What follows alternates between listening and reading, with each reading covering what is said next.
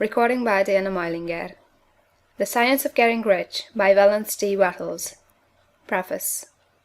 This book is pragmatical, not philosophical; practical manual, not a treatise upon theories. It is intended for the men and women whose most pressing need is for money, who wish to get rich first and philosophize afterward. It is for those who have, so far, found neither the time, the means, nor the opportunity to go deeply into the study of metaphysics, but who want results, and who are willing to take the conclusions of science as a basis for action, without going into all the processes by which those conclusions were reached. It is expected that the reader will take the fundamental statements upon faith, just as he would take statements concerning a law of electrical action if they were promulgated by a Marconi or an Edison; and, taking the statements upon faith, that he will prove their truth by acting upon them without fear or hesitation. Every man or woman who does this will certainly get rich, for the science herein applied is an exact science, and failure is impossible. For the benefit, however, of those who wish to investigate philosophical theories, and so secure a logical basis of faith, I will here cite certain authorities. The monistic theory of the universe, the theory that one is all, and that all is one; that one substance manifests itself as the seeming many elements of the material world, is of Hindu origin, and has been gradually winning its way into the thought of the Western world for 200 years. It is the foundation of all the Oriental philosophies, and of those of Descartes, Spinoza, Leibniz, Schopenhauer, Hegel, and Emerson. The reader who would dig the philosophical foundations of this is advised to read Hegel and Emerson for himself. In writing this book I have sacrificed all other considerations to plainness and simplicity of style, so that all might understand. The plan of action laid down herein was deduced from the conclusions of philosophy. It has been thoroughly tested, and bears the supreme test of practical experiment. It works. If you wish to know how the conclusions were arrived at, read the writings of the authors mentioned above; and if you wish to reap the fruits of their philosophies in actual practice, read this book, and do exactly as it tells you to do. The Author. End of the Preface.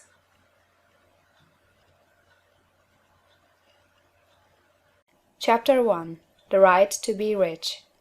Whatever may be said in praise of poverty, the fact remains that it is not possible to live a really complete or successful life unless one is rich. No man can rise to his greatest possible height in talent or soul development unless he has plenty of money, for to unfold the soul and to develop talent he must have many things to use, and he cannot have these things unless he has money to buy them with. A man develops in mind, soul, and body by making use of things, and society is so organized that man must have money in order to become the possessor of things. Therefore, the basis of all advancement for man must be the science of getting rich. The object of all life is development, and everything that lives has an inalienable right to all the development it is capable of attaining. Man's right to life means his right to have the free and unrestricted use of all the things which may be necessary to his fullest mental, spiritual, and physical unfoldment, or, in other words, his right to be rich. In this book, I shall not speak of riches in a figurative way. To be really rich does not mean to be satisfied or contented with a little. No man ought to be satisfied with a little if he is capable of using and enjoying more. The purpose of nature is the advancement and unfoldment of life, and every man should have all that can contribute to the power, elegance, beauty, and richness of life. To be content with less is sinful. The man who owns all he wants for the living of all the life he is capable of living is rich, and no man who has not plenty of money can have all he wants. Life has advanced so far, and become so complex, that even the most ordinary man or woman requires a great amount of wealth in order to live in a manner that even approaches completeness. Every person naturally wants to become all that they are capable of becoming. This desire to realize innate possibilities is inherent in human nature. We cannot help wanting to be all that we can be. Success in life is becoming what you want to be. You can become what you want to be only by making use of things, and you can have the free use of things only as you become rich enough to buy them. To understand the science of getting rich is therefore the most essential of all knowledge. There is nothing wrong in wanting to get rich. The desire for riches is really the desire for a richer, fuller, and more abundant life, and that desire is praiseworthy. The man who does not desire to live more abundantly is abnormal, And so the man who does not desire to have money enough to buy all he wants is abnormal. There are three motives for which we live. We live for the body, we live for the mind, we live for the soul. No one of these is better or holier than the other. All are alike desirable, and no one of the three, body, mind, or soul, can live fully if either of the others is cut short of full life and expression. It is not right or noble to live only for the soul and deny mind or body, and it is wrong to live for the intellect and deny body or soul. We are all acquainted with the loathsome consequences of living for the body and denying both mind and soul, and we can see that real life means the complete expression of all that man can give forth through body, mind, and soul. Whatever he can say, no man can be really happy or satisfied unless his body is living fully in every function, and unless the same is true for his mind and his soul. Wherever there is unexpressed possibility, or function not performed, there is unsatisfied desire. Desire is possibility seeking expression, or function seeking performance. Man cannot live fully in body without good food, comfortable clothing, and warm shelter, and without freedom from excessive toil. Rest and recreation are also necessary for his physical life. He cannot live fully in mind without books and time to study them, without opportunity to travel and observation, or without intellectual companionship. To live fully in mind, he must have intellectual recreations, and must surround himself with all the objects of art and beauty he is capable of using and appreciating. To live fully in soul, man must have love, and love is denied expression by poverty. A man's highest happiness is found in the bestowal of benefits on those he loves. Love finds its most natural and spontaneous expression in giving. The man who has nothing to give cannot fill his place as a husband or father, as a citizen, or as a man. It is in the use of material things that a man finds full life for his body, develops his mind, and unfolds his soul. It is therefore for supreme importance to him that he should be rich. It is perfectly right that you should desire to be rich. If you are a normal man or woman, you cannot help doing so. It is perfectly right that you should give your best attention to the science of getting rich, for it is the noblest and most necessary of all studies. If you neglect this study, you are derelict in your duty to yourself, to God and humanity, for you can render to God and humanity no greater service than to make the most of yourself. End of Chapter 1.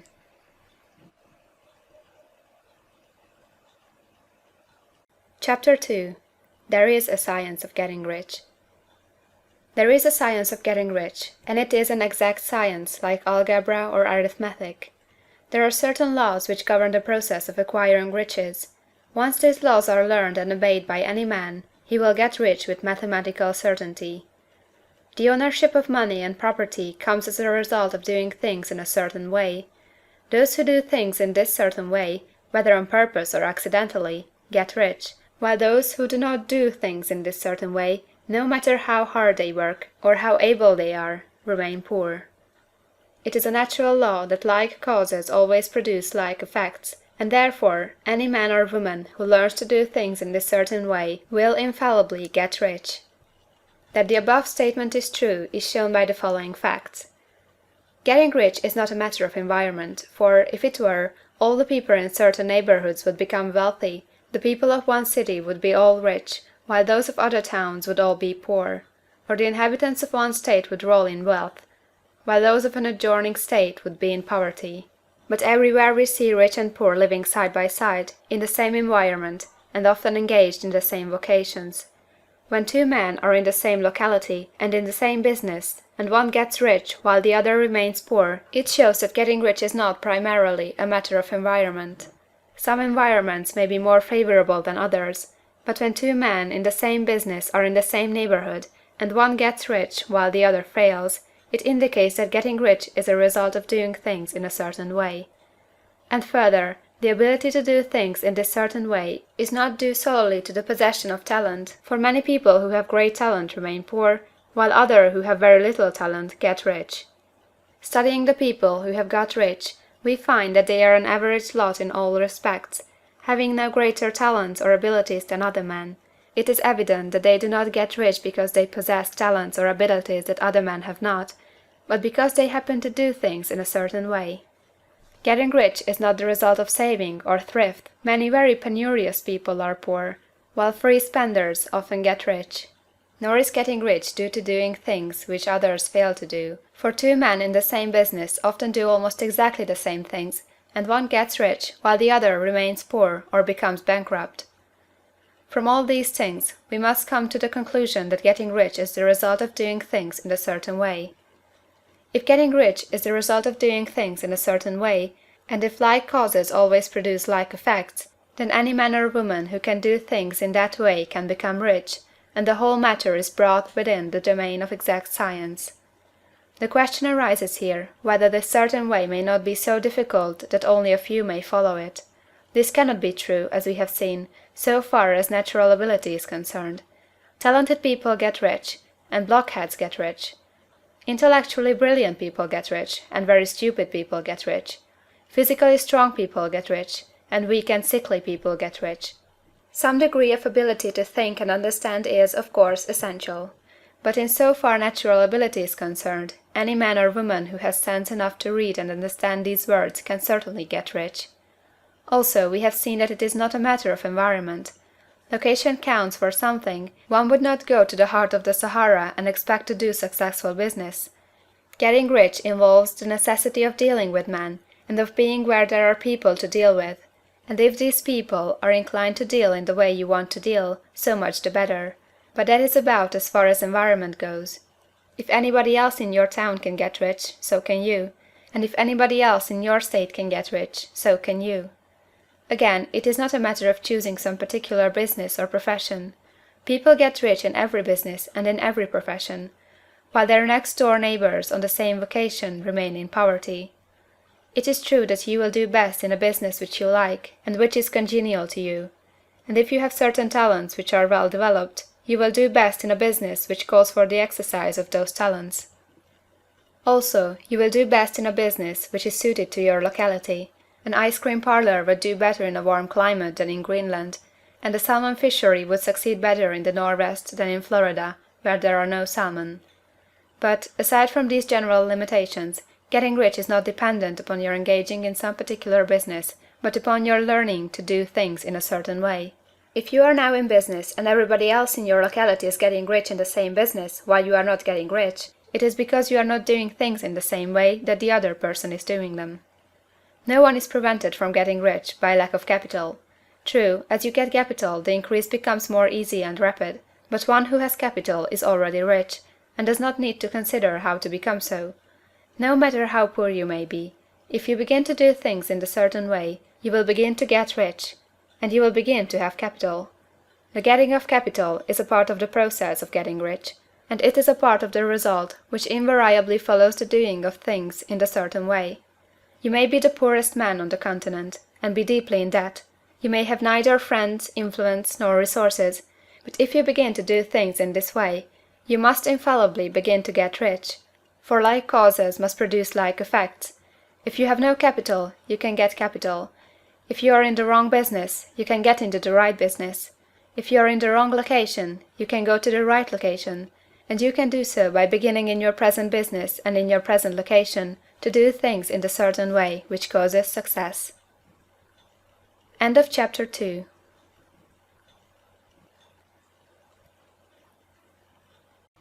Chapter 3. Is opportunity monopolized?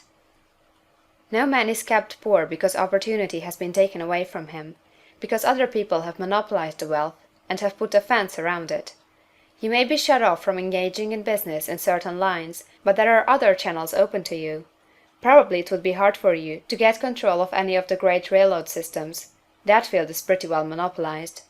But the electric railway business is still in its infancy, and offers plenty of scope for enterprise, and it will be but a few years until traffic and transportation through the air will become a great industry, and in all its branches will give employment to hundreds of thousands and perhaps to millions of people.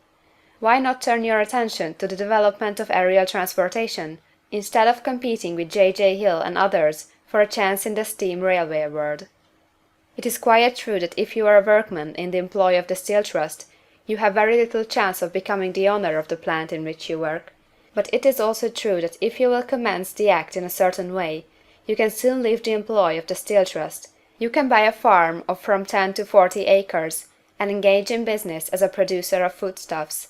There is great opportunity at this time for men who will live upon small tracts of land and cultivate the same intensively. Such men will certainly get rich. You may say that it is impossible for you to get the land, but I am going to prove to you that it is not impossible, and that you can certainly get a farm if you will go to work in a certain way. At different periods, the tide of opportunity sets in different directions, according to the needs of the whole, and the particular stage of social evolution which has been reached. At present, in America, it is setting toward agriculture and the allied industries and professions. Today, opportunity is open before the factory worker in his line. It is open before the businessman who supplies the farmer more than before the one who supplies the factory worker, and before the professional man who waits upon the farmer more than before the one who serves the working class. There is abundance of opportunity for the man who will go with the tide, instead of trying to swim against it. So the factory workers, either as individuals or as a class, are not deprived of opportunity. The workers are not being kept down by their masters. They are not being ground by the trusts and combinations of capital. As a class, they are where they are because they do not do things in a certain way. If the workers of America chose to do so, they could follow the example of their brothers in Belgium and other countries, and establish great department stores and cooperative industries.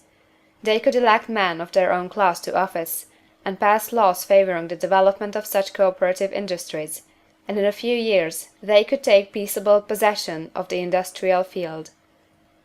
The working class may become the master class whenever they will begin to do things in a certain way. The law of wealth is the same for them as it is for all others. This they must learn, and they will remain where they are as long as they continue to do as they do. The individual worker, however, is not held down by the ignorance or the mental slothfulness of his class. He can follow the tide of opportunity to riches, and this book will tell them how. No one is kept in poverty by a shortness in the supply of riches. There is more than enough for all. A palace as large as the Capitol at Washington might be built for every family on earth from the building material in the United States alone, and under intensive cultivation this country would produce wool, cotton, linen, and silk enough to clothe each person in the world finer than Solomon was arrayed in all his glory, together with food enough to feed them all luxuriously. The visible supply is practically inexhaustible, and the invisible supply really is inexhaustible. Everything you see on earth is made from one original substance, out of which all things proceed. New forms are constantly being made, and older ones are dissolving, but all are shapes assumed by one thing. There is no limit to the supply of formless stuff, or original substance. The universe is made out of it, but it was not all used in making the universe. The spaces in, through, and between the forms of the visible universe are permeated and filled with the original substance, with the formless stuff, with the raw material of all things. 10,000 times as much as has been made might still be made, and even then we should not have exhausted the supply of universal raw material. No man, therefore, is poor because nature is poor, or because there is not enough to go around. Nature is an inexhaustible storehouse of riches. The supply will never run short. Original substance is alive with creative energy, and is constantly producing more forms. When the supply of building material is exhausted, more will be produced. When the soil is exhausted, so that foodstuffs and materials for clothing will no longer grow upon it, it will be renewed, or more soil will be made. When all the gold and silver has been dug from the earth, if man is still in such a stage of social development that he needs gold and silver, more will be produced from the formless. The formless stuff responds to the needs of man, it will not let him be without any good thing. This is true of man collectively. The race as a whole is always abundantly rich, and if individuals are poor, it is because they do not follow the certain way of doing things which makes the individual man rich. The formless stuff is intelligent. It is stuff which thinks. It is alive, and is always impelled toward more life. It is the natural and inherent impulse of life to seek to live more. It is the nature of intelligence to enlarge itself, and of consciousness to seek to extend its boundaries and find fuller expression. The universe of forms has been made by formless living substance, throwing itself into form in order to express itself more fully. The universe is a great living presence, always moving inherently toward more life and fuller functioning. Nature is formed for the advancement of life; its impelling motive is the increase of life. For this cause, everything which can possibly minister to life is bountifully provided; there can be no lack unless God is to contradict himself and nullify his own works. You are not kept poor by lack in the supply of riches. It is a fact that I shall demonstrate a little farther on, that even the resources of the formless supply are at the command of the man or woman who will act and think in a certain way. End of Chapter 3.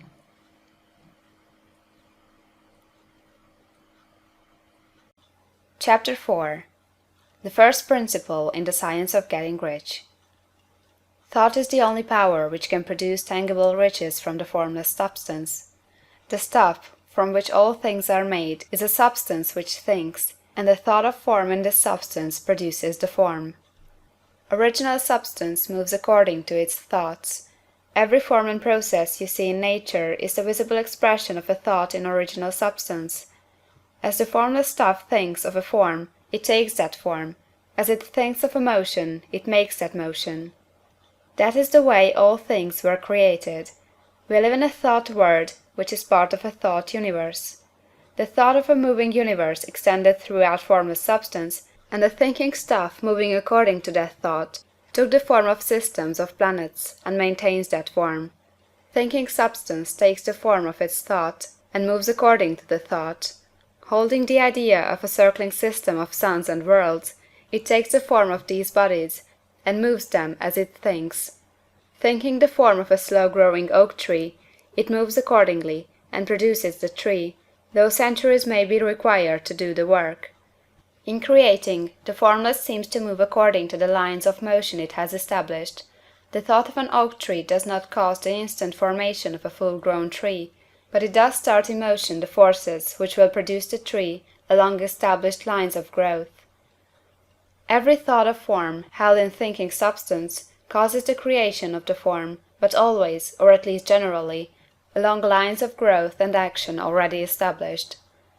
The thought of a house of a certain construction, if it were impressed upon formless substance, might not cause the instant formation of the house, but it would cause the turning of creative energies already working in trade and commerce into such channels as to result in the speedy building of the house. And if there were no existing channels through which the creative energy could work, then the house would be formed directly from primal substance, without waiting for the slow processes of the organic and inorganic world. No thought of form can be impressed upon original substance without causing the creation of the form. Man is a thinking centre, and can originate thought. All the forms that man fashions with his hands must first exist in his thought. He cannot shape a thing until he has thought that thing. And so far man has confined his efforts wholly to the work of his hands. He has applied manual labor to the world of forms, seeking to change or modify those already existing. He has never thought of trying to cause the creation of new forms by impressing his thoughts upon formless substance. When man has a thought form, he takes material from the forms of nature, and makes an image of the form which is in his mind. He has so far made little or no effort to cooperate with formless intelligence, to work with the Father. He has not dreamed that he can do what he seeth the Father doing. Man reshapes and modifies existing forms by manual labor. He has given no attention to the question whether he may not produce things from formless substance by communicating his thoughts to it. We propose to prove that he may do so, to prove that any man or woman may do so, and to show how. As our first step, we must lay down three fundamental propositions. First, we assert that there is one original formless stuff, or substance, from which all things are made. All the seemingly many elements are but different presentations of one element. All the many forms found in organic and inorganic nature are but different shapes, made from the same stuff. And this stuff is thinking stuff. A thought held in it produces the form of the thought. Thought, in thinking substance, produces shapes. Man is a thinking centre, capable of original thought. If man can communicate his thought to original thinking substance, he can cause the creation or formation of the thing he thinks about.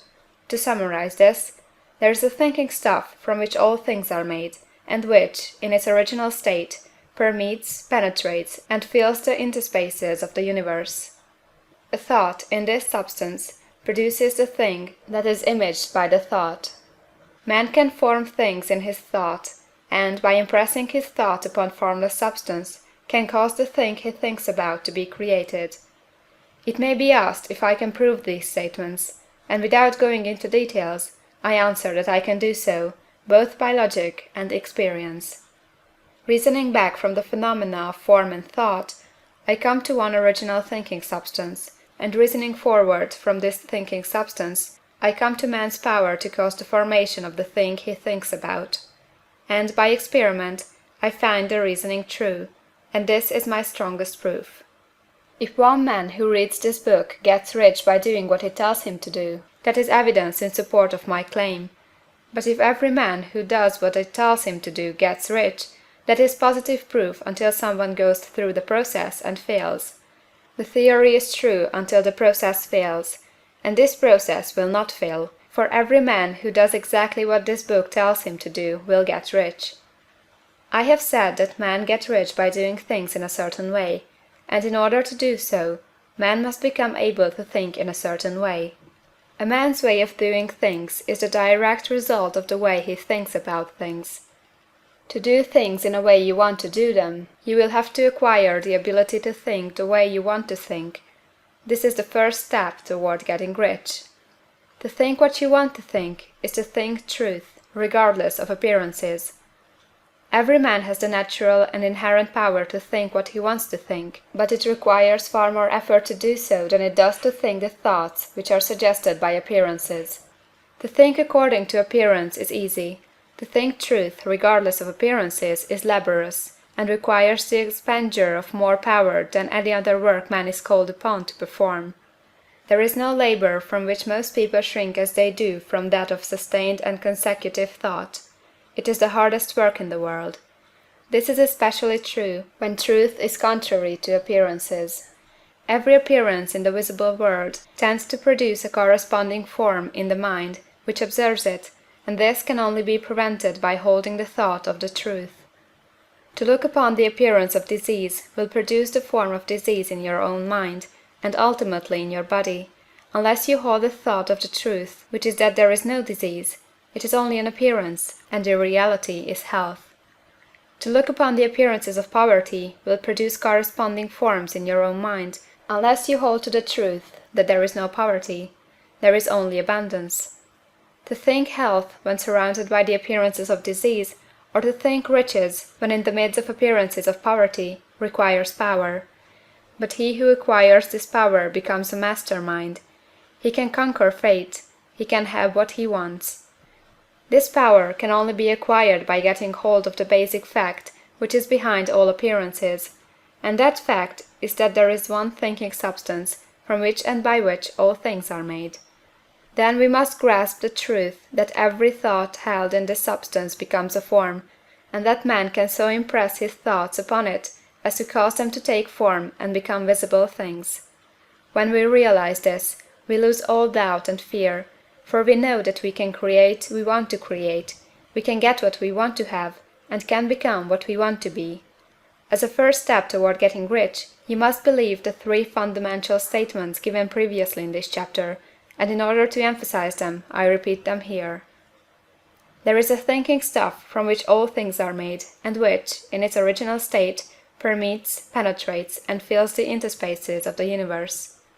A thought, in this substance, produces the thing that is imaged by the thought. Man can form things in his thought, and, by impressing his thought upon formless substance, can cause the thing he thinks about to be created. You must lay aside all other concepts of the universe than this monistic one, and you must dwell upon this until it is fixed in your mind, and has become your habitual thought. Read these creed statements over and over again, fix every word upon your memory, and meditate upon them until you firmly believe what they say. If a doubt comes to you, cast it aside as a sin. Do not listen to arguments against this idea. Do not go to churches or lectures where a contrary concept of things is taught or preached. Do not read magazines or books which teach a different idea. If you get mixed up in your faith, all your efforts will be in vain. Do not ask why these things are true, nor speculate as to how they can be true. Simply take them on trust. The science of getting rich begins with the absolute acceptance of this faith. End of chapter 4.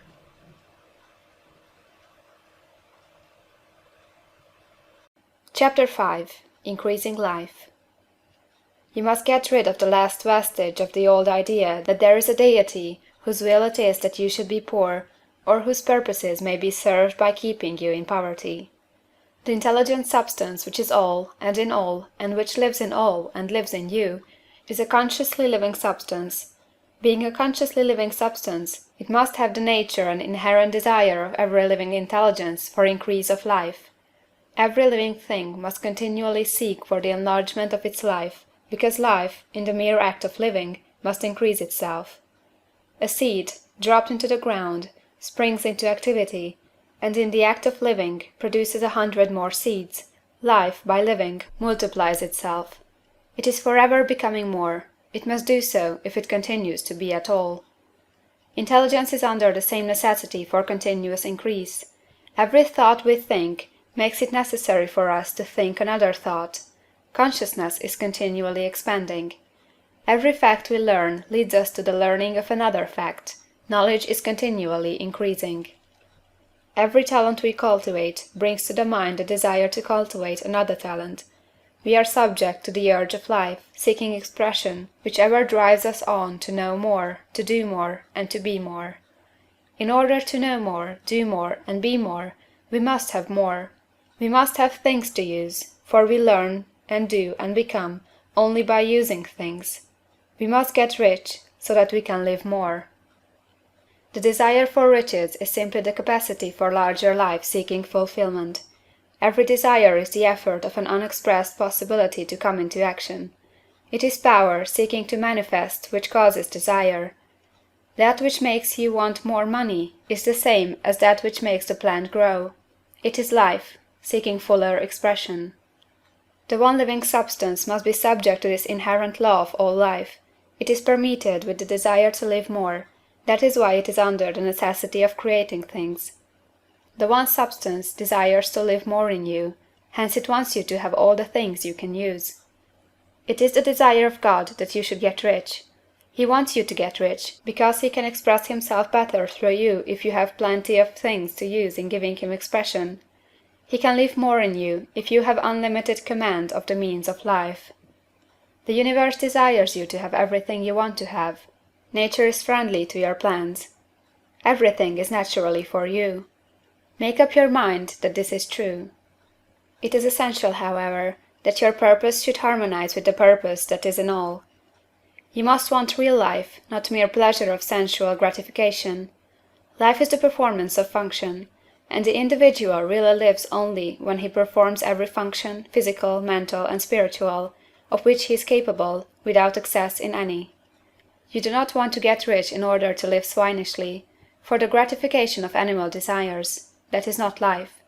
But the performance of every physical function is a part of life, and no one lives completely who denies the impulses of the body a normal and healthful expression. You do not want to get rich solely to enjoy mental pleasures, to get knowledge, to gratify ambition, to outshine others, to be famous. All these are a legitimate part of life, but the man who lives for the pleasures of the intellect alone will only have a partial life, and he will never be satisfied with his lot. You do not want to get rich solely for the good of others, to lose yourself for the salvation of mankind, to experience the joys of philanthropy and sacrifice. The joys of the soul are only a part of life, and they are no better nor nobler than any other part. You want to get rich in order that you may eat, drink, and be merry when it is time to do these things, in order that you may surround yourself with beautiful things, see distant lands, feed your mind, and develop your intellect, in order that you may love man and do kind things, and be able to play a good part in helping the world to find truth. But remember that extreme altruism is no better nor nobler than extreme selfishness. Both are mistakes. Get rid of the idea that God wants you to sacrifice yourself for others, and that you can secure his favor by doing so. God requires nothing of the kind. What he wants you is that you should make the most of yourself for yourself and for others. And you can help others more by making the most of yourself than in any other way. You can make the most of yourself only by getting rich, so it is right and praiseworthy that you should give your first and best thought to the work of acquiring wealth. Remember, however, that the desire of substance is for all, and its movements must be for more life to all. It cannot be made to work for less life to any, because it is equally in all, seeking riches and life. Intelligent substance will make things for you, but it will not take things away from someone else and give them to you. You must get rid of the thought of competition. You are to create, not to compete for what is already created. You do not have to take anything from anyone. You do not have to drive sharp bargains.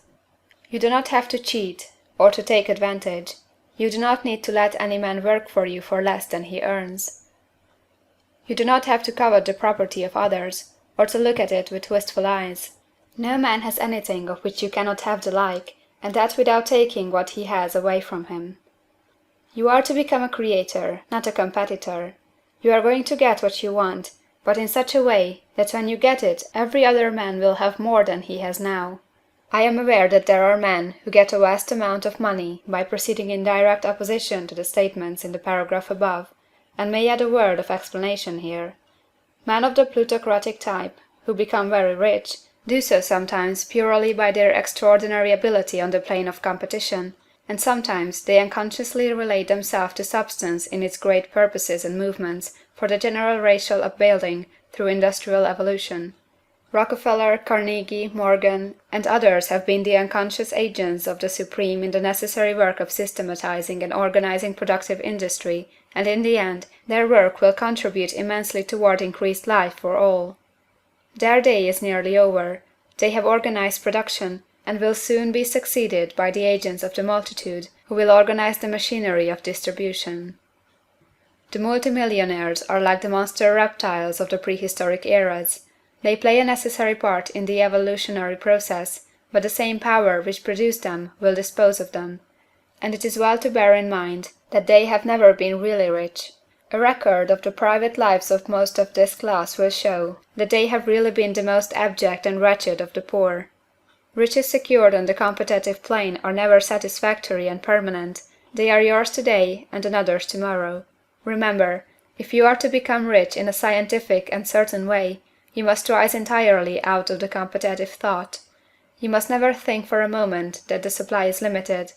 Just as soon as you begin to think that all the money is being cornered and controlled by bankers and others, and that you must exert yourself to get laws passed to stop this process and so on, in that moment you drop into the competitive mind, and your power to cause creation is gone for the time being, and what is worse, you will probably arrest the creative movements you have already instituted.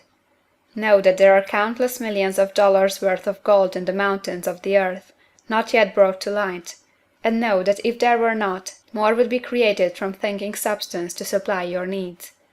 Know that the money you need will come, even if it is necessary for 1,000 men to be led to the discovery of new gold mines tomorrow. Never look at the visible supply, look always at the limitless riches in formless substance, and know that they are coming to you as fast as you can receive and use them. Nobody, by cornering the visible supply, can prevent you from getting what is yours. So never allow yourself to think for an instant that all the best building spots will be taken before you get ready to build your house, unless you hurry. Never worry about the trusts and combines, and get anxious for fear they will soon come to own the whole earth. Never get afraid that you will lose what you want because some other person beats you to it. That cannot possibly happen. You are not seeking anything that is possessed by anybody else. You are causing what you want to be created from formless substance, and the supply is without limits. Stick to the formulated statement. There is a thinking stuff from which all things are made, and which, in its original state, permeates, penetrates, and fills the interspaces of the universe. A thought, in this substance, produces the thing that is imaged by the thought. Man can form things in his thought, and, by impressing his thought upon formless substance, can cause the thing he thinks about to be created. End of chapter 5.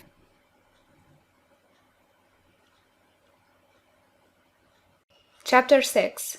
How Riches Come to You. When I say that you do not have to drive sharp bargains, I do not mean that you do not have to drive any bargains at all, or that you are above the necessity for having any dealings with your fellow men. I mean that you will not need to deal with them unfairly. You do not have to get something for nothing, but can give to every man more than you take from him. You cannot give every man more in cash market value than you take from him, but you can give him more in use value than the cash value of the thing you take from him. The paper, ink, and other material in this book may not be worth the money you pay for it, but if the ideas suggested in it bring you thousands of dollars, you have not been wronged by those who sold it to you. They have given you a great use value for a small cash value. Let us suppose that I own a picture by one of the greatest artists, which, in any civilized community, is worth thousands of dollars. I take it to Baffin Bay, and by salesmanship induce an Eskimo to give a bundle of furs worth 500 for it. I have really wronged him, for he has no use for the picture. It has no use value to him. It will not add to his life. But suppose I give him a gun, worth $50 for his furs. Then he has made a good bargain. He has use for the gun. It will get him many more furs and much food. It will add to his life in every day. It will make him rich. When you rise from the competitive to the creative plane, you can scan your business transactions very strictly, and if you are selling any man anything which does not add more to his life than the thing he gives you in exchange, you can afford to stop it. You do not have to beat anybody in business, and if you are in a business which does beat people, get out of it at once. Give every man more in use value than you take from him in cash value. Then you are adding to the life of the world by every business transaction. If you have people working for you, you must take from them more cash value than you pay them in wages. But you can so organize your business that it will be filled with the principle of advancement, and so that each employee who wishes to do so may advance a little every day. You can make your business do for your employees what this book is doing for you. You can so conduct your business that it will be a sort of ladder, by which every employee who will take the trouble may climb to riches himself, and given the opportunity, if he will not do so, it is not your fault. And finally, because you are to cause the creation of your riches from formless substance which permeates all your environment, it does not follow that they are to take shape from the atmosphere and come into being before your eyes. If you want a sewing machine, for instance, I do not mean to tell you that you are to impress the thought of a sewing machine on thinking substance until the machine is formed without hands, in the room where you sit or elsewhere. But if you want a sewing machine, hold the mental image of it with the most positive certainty that it is being made, or is on its way to you. After once forming the thought, have the most absolute and unquestioning faith that a sewing machine is coming. Never think of it or speak of it in any other way than as being sure to arrive. Claim it as already yours. It will be brought to you by the power of the Supreme Intelligence acting upon the minds of men. If you live in Maine, it may be that a man will be brought from Texas or Japan to engage in some transaction which will result in your getting what you want. If so, the whole matter will be as much to that man's advantage as it is to yours. Do not forget for a moment that the thinking substance is through all, in all, communicating with all, and can influence all. The desire of thinking substance for fuller life and better living has caused the creation of all the sewing machines already made, and it can cause the creation of millions more, and will, whenever men set it in motion by desire and faith, and by acting in a certain way. You can certainly have a sewing machine in your house, and it is just as certain that you can have any other thing or things which you want, and which you will use for the advancement of your own life and the lives of others. You need not hesitate about asking largely. It is your Father's pleasure to give you the kingdom, said Jesus. Original substance wants to live all that is possible in you, and wants you to have all that you can or will use for the living of the most abundant life. If you fix upon your consciousness the fact that the desire you feel for the possession of riches is one with the desire of omnipotence for more complete expression, your faith becomes invincible. Once I saw a little boy sitting at a piano and vainly trying to bring harmony out of the keys. and I saw that he was grieved and provoked by his inability to play real music. I asked him the cause of this vexation, and he answered, "I can feel the music in me, but I can't make my hands go right." The music in him was the urge of original substance, containing all the possibilities of all life. All that there is of music was seeking expression through the child. God, the one substance, is trying to live and do and enjoy things through humanity. He is saying, "I want hands to build wonderful structures, to play divine harmonies, to paint glorious pictures. I want feet to run my errands, eyes to see my beauties, tongues to tell mighty truths, and to sing marvelous songs," and so on. All that there is of possibility is seeking expression through man. God wants those who can play music to have pianos and every other instrument, and to have the means to cultivate their talents to the fullest extent. He wants those who can appreciate beauty to be able to surround themselves with beautiful things. He wants those who can discern the truth to have every opportunity to travel and observe. He wants those who can appreciate dress to be beautifully clothed, and those who can appreciate good food to be luxuriously fed. He wants all these things, because it is himself that enjoys and appreciates them.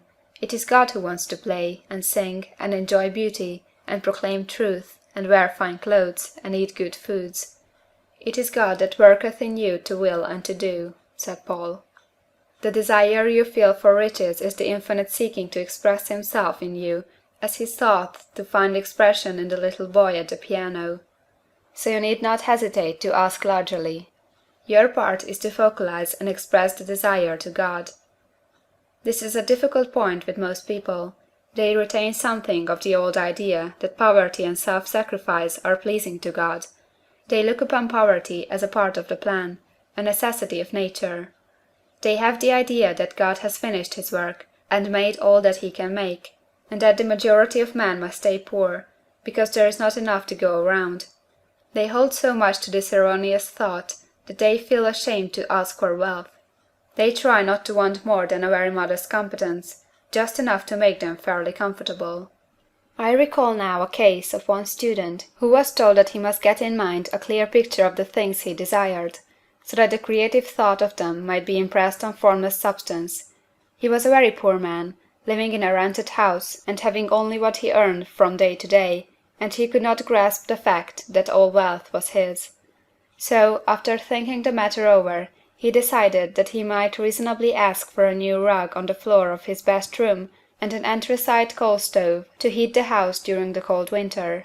Following the instructions given in this book, he obtained these things in a few months, and then it dawned upon him that he had not asked enough. He went through the house in which he lived, and planned all the improvements he would like to make in it. He mentally added a bay window here, a room there, until it was complete in his mind as his ideal home, and then he planned its furnishings. Holding the whole picture in his mind, he began living in the certain way, and moving toward what he wanted, and he owns the house now, and is rebuilding it after the form of his mental image, and now, with still larger faith, he is going on to get greater things. It has been unto him according to his faith, and it is so with you and with all of us. End of chapter 6.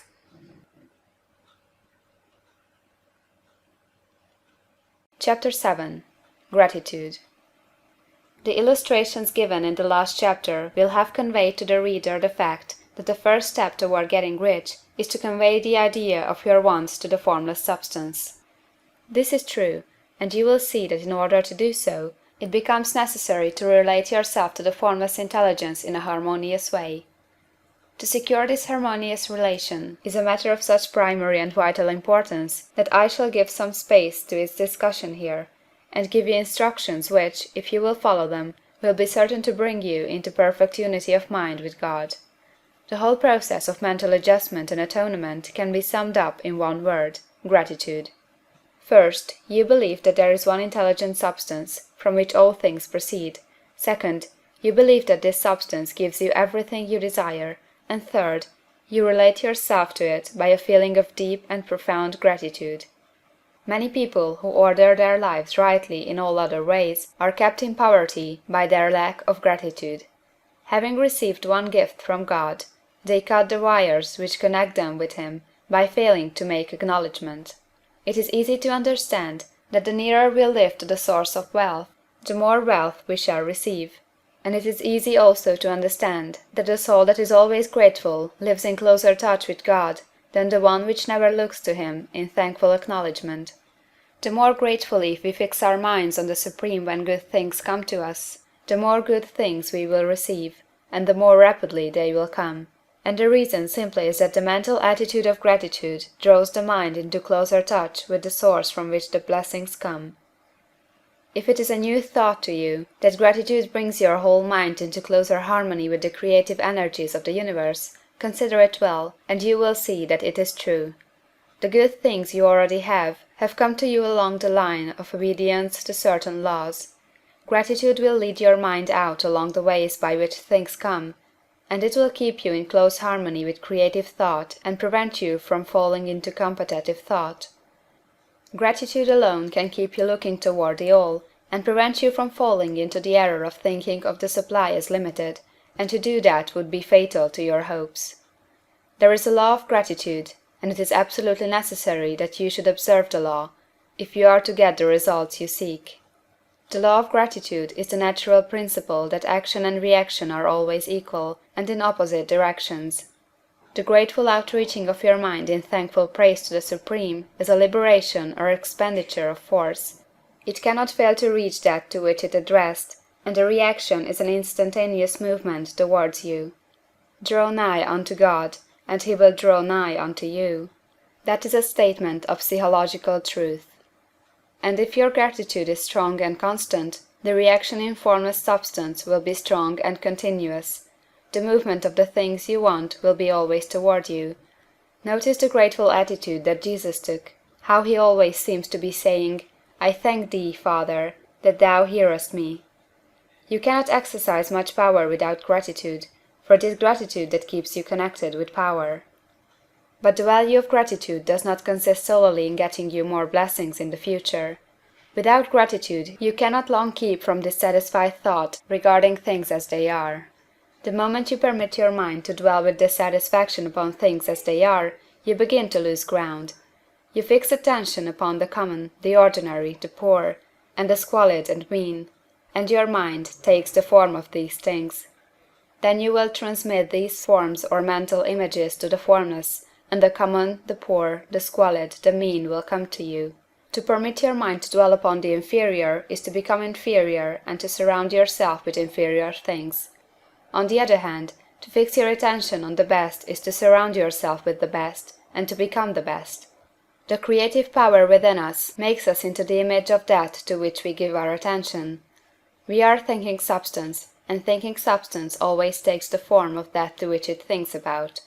The grateful mind is constantly fixed upon the best. Therefore, it tends to become the best. It takes the form or character of the best, and will receive the best. Also, faith is born of gratitude. The grateful mind continually expects good things, and expectation becomes faith. The reaction of gratitude upon one's own mind produces faith, and every outgoing wave of grateful thanksgiving increases faith. He who has no feeling of gratitude cannot long retain a living faith, and without a living faith you cannot get rich by the creative method, as we shall see in the following chapters. It is necessary, then, to cultivate the habit of being grateful for every good thing that comes to you, and to give thanks continuously.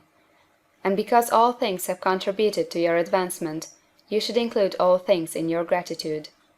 Do not waste time thinking or talking about the shortcomings or wrong actions of plutocrats or trust magnates. Their organization of the world has made your opportunity. All you get really comes to you because of them. Do not rage against corrupt politicians. If it were not for politicians, we should fall into anarchy, and your opportunity would be greatly lessened. God has worked a long time and very patiently to bring us up to where we are in industry and government, and he is going right on with his work. There is not the least doubt that he will do away the plutocrats, trust magnates, captains of industry, and politicians as soon as they can be spared. But in the meantime, behold, they are all very good. Remember that they are all helping to arrange the lines of transmission along which your riches will come to you, and be grateful to them all. This will bring you into harmonious relations with the good in everything, and the good in everything will move toward you. End of chapter 7.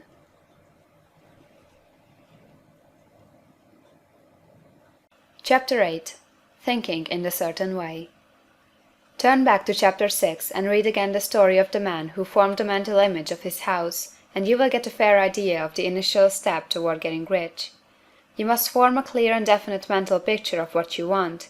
You cannot transmit an idea unless you have it yourself. You must have it before you can give it.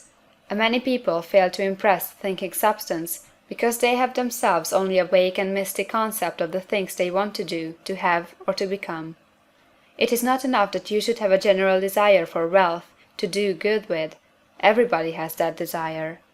It is not enough that you should have a wish to travel, see things, live more, etc. Everybody has those desires also.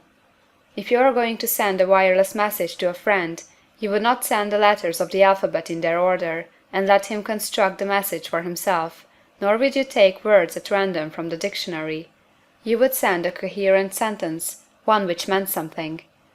When you try to impress your wants upon substance, remember that it must be done by a coherent statement. You must know what you want, and be definite. You can never get rich or start the creative power into action by sending out unformed longings and vague desires. Go over your desires, just as the man I have described went over his house. See just what you want, and get a clear mental picture of it as you wish it to look when you get it. That clear mental picture you must have continually in mind, as the sailor has in mind the port toward which he is sailing the ship. You must keep your face toward it all the time. You must no more lose sight of it than the steersman loses sight of the compass. It is not necessary to take exercises in concentration, nor to set apart special times for prayer and affirmation, nor to go into the silence, nor to do occult stunts of any kind. These things are well enough, but all you need is to know what you want, and to want it badly enough so that it will stay in your thoughts. Spend as much your leisure time as you can in contemplating your picture, but no one needs to take exercises to concentrate his mind on a thing he really wants. It is the things you do not really care about which require effort to fix your attention upon them. And unless you really want to get rich, so that the desire is strong enough to hold your thoughts directed to the purpose as the magnetic pole holds the needle of the compass, it will hardly be worthwhile for you to try to carry out the instructions given in this book. The methods herein set forth are for people whose desire for riches is strong enough to overcome mental laziness and the love of ease, and make them work. The more clear and definite you make your picture then, and the more you dwell upon it, bringing out all its delightful details, the stronger your desire will be, and the stronger your desire, the easier it will be to hold your mind fixed upon the picture of what you want. Something more is necessary, however, than merely to see the picture clearly. If that is all you do, you are only a dreamer, and will have little or no power for accomplishment. Behind your clear vision must be the purpose to realize it, to bring it out in tangible expression. And behind this purpose must be an invincible and unwavering faith that the thing is already yours, that it is at hand and you have only to take possession of it. Live in the new house mentally until it takes form around you physically. In the mental realm, enter at once into full enjoyment of the things you want. Whatsoever things ye ask for when ye pray, believe that ye receive them, and ye shall have them, said Jesus. See the things you want as if they were actually around you all the time. See yourself as owning and using them. Make use of them in imagination just as you will use them when they are your tangible possessions. Dwell upon your mental picture until it is clear and distinct, and then take the mental attitude of ownership toward everything in that picture. Take possession of it, in mind, in the full faith that it is actually yours. Hold to this mental ownership. Do not waver for an instant in the faith that it is real. And remember what was said in the preceding chapter about gratitude. Be as thankful for it all the time as you expect it to be when it has taken form. The man who can sincerely thank God for the things which as yet he owns only in imagination has real faith. He will get rich. He will cause the creation of whatsoever he wants. You do not need to pray repeatedly for things you want. It is not necessary to tell God about it every day. Use not vain repetitions as the heathen do, said Jesus to his pupils, for your Father knoweth that ye have need of these things before ye ask him. Your part is to intelligently formulate your desire for the things which make for a larger life, and to get these desires arranged into a coherent whole, and then to impress this whole desire upon the formless substance, which has the power and the will to bring you what you want. You do not make this impression by repeating strings of words, you make it by holding the vision with unshakable purpose to attain it, and with steadfast faith that you do attain it. The answer to prayer is not according to your faith while you are talking, but according to your faith while you are working. You cannot impress the mind of God by having a special Sabbath day set apart to tell him what you want, and of forgetting him during the rest of the week. You cannot impress him by having special hours to go into your closet and pray, if you then dismiss the matter from your mind until the hour of prayer comes again. Oral prayer is well enough, and has its effect, especially upon yourself, in clarifying your vision and strengthening your faith. But it is not your oral petitions which get you what you want. In order to get rich, you do not need a sweet hour of prayer, you need to pray without ceasing. And by prayer I mean holding steadily to your vision, with the purpose to cause its creation into solid form, and the faith that you are doing so. Believe that ye receive them. The whole matter turns on receiving, once you have clearly formed your vision. When you have formed it, it is well to make an oral statement, addressing the Supreme in reverent prayer, and from that moment you must, in mind, receive what you ask for. Live in the new house, wear the fine clothes, ride in the automobile, go on the journey, and confidently plan for greater journeys. Think and speak of all the things you have asked for in terms of actual present ownership. Imagine an environment and a financial condition exactly as you want them, and live all the time in that imaginary environment and financial condition. Mind, however, that you do not do this as a mere dreamer or castle builder. Hold to the faith that the imaginary is being realized, and to the purpose to realize it. Remember that it is faith and purpose in the use of the imagination which makes the difference between the scientist and the dreamer. And having learned this fact, it is here that you must learn the proper use of the will. End of chapter 8.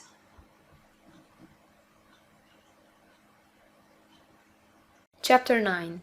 How to use the will. To set about getting rich in a scientific way, you do not try to apply your willpower to anything outside of yourself. You have no right to do so, anyway. It is wrong to apply your will to other men and women in order to get them do what you wish done. It is as flagrantly wrong to coerce people by mental power as it is to coerce them by physical power. If compelling people by physical force to do things for you reduces them to slavery, compelling them by mental means accomplishes exactly the same thing. The only difference is in methods. If taking things from people by physical force is robbery, then taking things by mental force is robbery also. There is no difference in principle. You have no right to use your willpower upon another person, even for his own good, for you do not know what is for his good. The science of getting rich does not require you to apply power or force to any other person, in any way whatsoever. There is not the slightest necessity for doing so. Indeed, any attempt to use your will upon others will only tend to defeat your purpose. You do not need to apply your will to things in order to compel them to come to you. That would simply be trying to coerce God, and would be foolish and useless, as well as irreverent. You do not have to compel God to give you good things, any more than you have to use your willpower to make the sun rise. You do not have to use your willpower to conquer an unfriendly deity, or to make stubborn and rebellious forces do your bidding. Substance is friendly to you, and is more anxious to give you what you want than you are to get it. To get rich, you need only to use your willpower upon yourself. When you know what to think or do, then you must use your will to compel yourself to think and do the right things. That is the legitimate use of the will in getting what you want, to use it in holding yourself to the right course. Use your will to keep yourself thinking and acting in a certain way. Do not try to project your will, or your thoughts, or your mind out into space, to act on things or people.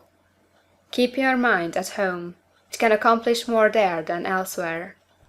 Use your mind to form a mental image of what you want, and to hold that vision with faith and purpose. And use your will to keep your mind working in the right way. The more steady and continuous your faith and purpose, the more rapidly you will get rich, because you will make only positive impressions upon substance, and you will not neutralize or offset them by negative impressions. The picture of your desires, held with faith and purpose, is taken up by the Formless, and permits it to great distances throughout the universe for all I know. As this impression spreads, all things are set moving toward its realization. Every living thing, every inanimate thing, and the things yet uncreated, are stirred toward bringing into being that which you want. All force begins to be exerted in that direction. All things begin to move toward you. The minds of people, everywhere, are influenced toward doing the things necessary to the fulfilling of your desires, and they work for you unconsciously. But you can check all this by starting a negative impression in the formless substance. Doubt or unbelief is as certain to start a movement away from you as faith and purpose are to start one toward you. It is by not understanding this that most people who try to make use of mental science in getting rich make their failure. Every hour and moment you spend in giving heed to doubts and fears, every hour you spend in worry, every hour in which your soul is possessed by unbelief, sets a current away from you in the whole domain of intelligent substance. All the promises are unto them that believe, and unto them only. Notice how insistent Jesus was upon his point of belief, and now you know the reason why. Since belief is all important, it behooves you to guard your thoughts, and as your beliefs will be shaped in a very great extent by the things you observe and think about, it is important that you should command your attention. And here the will comes into use, for it is by your will that you determine upon what things your attention shall be fixed. If you want to become rich, you must not make a study of poverty. Things are not brought into being by thinking about their opposites. Health is never to be attained by studying disease and thinking about disease. Righteousness is not to be promoted by studying sin and thinking about sin, and no one ever got rich by studying poverty and thinking about poverty. Medicine as a science of disease has increased disease, religion as science of sin has promoted sin, and economics as a study of poverty will fill the world with wretchedness and want. Do not talk about poverty, do not investigate it or concern yourself with it. Never mind what its causes are. You have nothing to do with them. What concerns you is the cure. Do not spend your time in charitable work or charity movements. All charity only tends to perpetuate the wretchedness it aims to eradicate. I do not say that you should be hard-hearted or unkind, and refuse to hear the cry of need. But you must not try to eradicate poverty in any of the conventional ways. Put poverty behind you, and put all that pertains to it behind you and make good. Get rich, that is the best way you can help the poor. And you cannot hold the mental image which is to make you rich, if you fill your mind with pictures of poverty. Do not read books or papers which give you circumstantial accounts of the wretchedness of the tenement dwellers, of the horrors of child labor, and so on. Do not read anything which fills your mind with gloomy images of want and suffering. You cannot help the poor in the least by knowing about these things, and the widespread knowledge of them does not tend to all to do away with poverty. What tends to do away with poverty is not the getting of pictures of poverty into your mind, but getting pictures of wealth into the minds of the poor. You are not deserting the poor in their misery when you refuse to allow your mind to be filled with pictures of that misery. Poverty can be done away with, not by increasing the number of well-to-do people to think about poverty, but by increasing the number of poor people who purpose with faith to get rich. The poor do not need charity, they need inspiration. Charity only sends them a loaf of bread to keep them alive in their wretchedness, or gives them an entertainment to make them forget for an hour or two, but inspiration will cause them to rise out of their misery. If you want to help the poor, demonstrate to them that they can become rich. Prove it by getting rich yourself. The only way in which poverty will ever be banished from this world is by getting a large and constantly increasing number of people to practice the teaching of this book. People must be taught to become rich by creation, not by competition. Every man who becomes rich by competition throws down behind him the ladder by which he rises, and keeps others down. But every man who gets rich by creation opens a way for thousands to follow him, and inspires them to do so. You are not showing hardness of heart or an unfeeling disposition when you refuse to pity poverty, see poverty, read about poverty, or think and talk about it, or to listen to those who do talk about it. Use your willpower to keep your mind off the subject of poverty, and to keep it fixed with faith and purpose on the vision of what you want. End of chapter 9.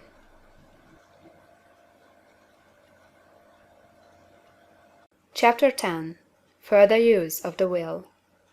You cannot retain a true and clear vision of wealth if you are constantly turning your attention to opposing pictures, whether they be external or imaginary. Do not tell of your past troubles of a financial nature; if you have had them, do not think of them at all. Do not tell of the poverty of your parents, or the hardships of your early life. To do any of these things is to mentally class yourself with the poor for the time being, and it will certainly check the movement of things in your direction. Let the dead bury their dead, as Jesus said. Put poverty and all things that pertain to poverty completely behind you. You have accepted a certain theory of the universe as being correct, and are resting all your hopes of happiness on its being correct. And what can you gain by giving heed to conflicting theories? Do not read religious books which tell you that the world is soon coming to an end. And do not read the writing of muckrakers and pessimistic philosophers who tell you that it is going to the devil. The world is not going to the devil, it is going to God. It is wonderful becoming. True, there may be a good many things in existing conditions which are disagreeable, but what is the use of studying them when they are certainly passing away, and when the study of them only tends to check their passing and keep them with us? Why give time and attention to things which are being removed by evolutionary growth, when you can hasten their removal only by promoting the evolutionary growth as far as your part of it goes? No matter how horrible in seeming may be the conditions in certain countries, sections, or places, you waste your time and destroy your own chances by considering them. You should interest yourself in the world's becoming rich. Think of the riches the world is coming into, instead of the poverty it is growing out of. And bear in mind that the only way in which you can assist the world in growing rich is by growing rich yourself through the creative method, not the competitive one. Give your attention wholly to the riches. Ignore poverty. Whenever you think or speak of those who are poor, think and speak of them as those who are becoming rich, as those who are to be congratulated rather than pitied. Then they and others will catch the inspiration, and begin to search for the way out. Because I say that you are to give your whole time and mind and thought to riches, it does not follow that you are to be sordid or mean. To become really rich is the noblest aim you can have in life, for it includes everything else. On the competitive plane, the struggle to get rich is a godless scramble for power over other men, but when we come into the creative mind, all this is changed. All that is possible in the way of greatness and soul unfoldment, of service and lofty endeavor, comes by way of getting rich. All is made possible by the use of things. If you lack for physical health, you will find that the attainment of it is conditional on your getting rich. Only those who are emancipated from financial worry and who have the means to live a carefree existence and follow hygienic practices can have and retain health. Moral and spiritual greatness is possible only to those who are above the competitive battle of existence, and only those who are becoming rich on the plane of creative thought are free from the degrading influences of competition.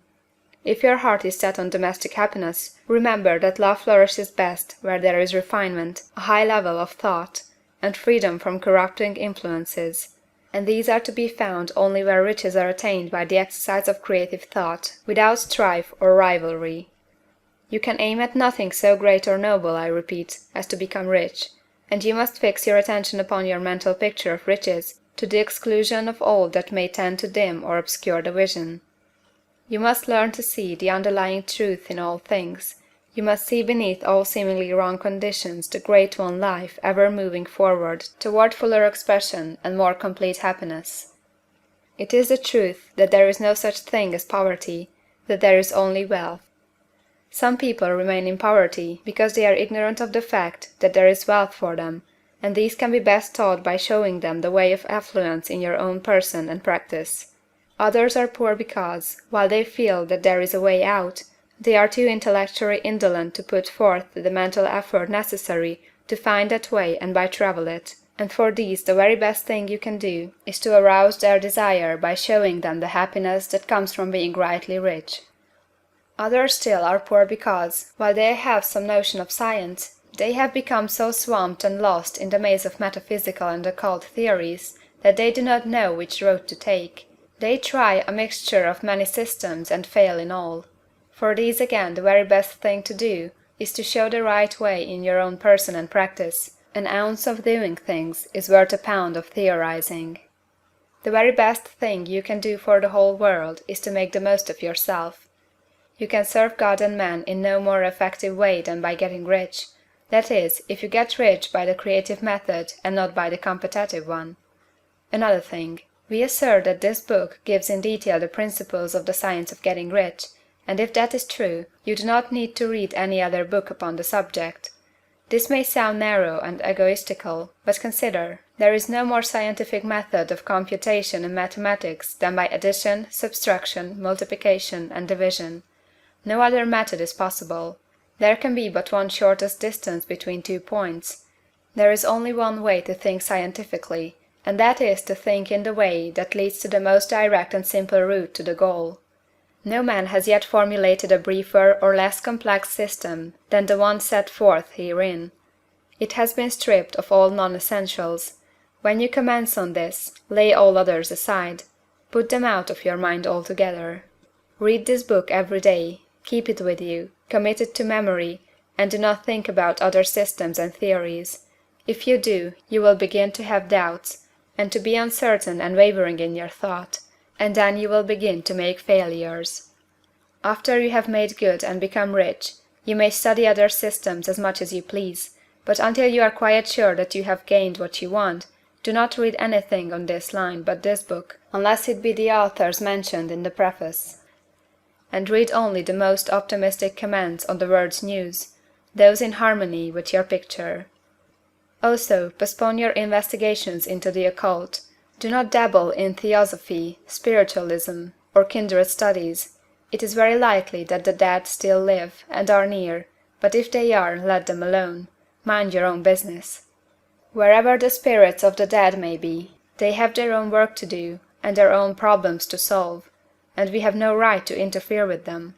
We cannot help them, and it is very doubtful whether they can help us, or whether we have any right to trespass upon their time if they can. Let the dead and the hereafter alone, and solve your own problem, get rich. If you begin to mix with the occult, you will start mental cross-currents which will surely bring your hopes to shipwreck. Now, this and the preceding chapters have brought us to the following statement of the basic facts. There is a thinking stuff from which all things are made, and which, in its original state, permeates, penetrates, and fills the interspaces of the universe. A thought in this substance produces the thing that is imaged by the thought. Man can form things in his thought, and, by impressing his thought upon formless substance, can cause the thing he thinks about to be created. In order to do this, man must pass from the competitive to the creative mind. He must form a clear mental picture of the things he wants, and hold this picture in his thoughts with the fixed purpose to get what he wants, and the unwavering faith that he does get what he wants, closing his mind against all that may tend to shake his purpose, dim his vision, or quench his faith. And in addition to all this, we shall now see that he must live and act in a certain way. End of chapter 10.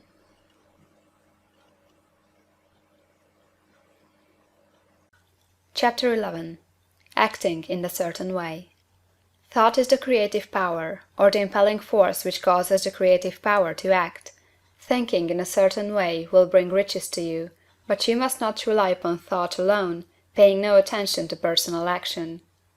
That is the rock upon which many otherwise scientific metaphysical thinkers meet shipwreck, the failure to connect thought with personal action. We have not yet reached the stage of development, even supposing such a stage to be possible, in which man can create directly from formless substance without nature's processes or the work of human hands. Man must not only think, but his personal action must supplement his thought. By thought, you can cause the gold in the hearts of the mountains to be impelled toward you, but it will not mine itself, refine itself, coin itself into double eagles, and come rolling along the roads seeking its way into your pocket. Under the impelling power of the Supreme Spirit, man's affairs will be so ordered that some one will be led to mine the gold for you. Other men's business transactions will be so directed that the gold will be brought toward you, and you must so arrange your own business affairs that you may be able to receive it when it comes to you. Your thought makes all things, animate and inanimate, work to bring you what you want, but your personal activity must be such that you can rightly receive what you want when it reaches you. You are not to take it as charity, nor to steal it. You must give every man more in use value than he gives you in cash value. The scientific use of thought consists in forming a clear and distinct mental image of what you want, in holding fast to the purpose to get what you want, and in realizing with grateful faith that you do get what you want. Do not try to project your thought in any mysterious or occult way, with the idea of having it go out and do things for you. That is wasted effort, and will weaken your power to think with sanity. The action of thought in getting rich is fully explained in the preceding chapters. Your faith and purpose positively impress your vision upon formless substance, which has the same desire for more life that you have, and this vision, received from you, sets all the creative forces at work in and through their regular channels of action, but directed toward you. It is not your part to guide or supervise the creative process. All you have to do with that is to retain your vision, stick to your purpose, and maintain your faith and gratitude. But you must act in a certain way, so that you can appropriate what is yours when it comes to you, so that you can meet the things you have in your picture, and put them in their proper places as they arrive. You can really see the truth of this. When things reach you, they will be in the hands of other men, who will ask an equivalent for them.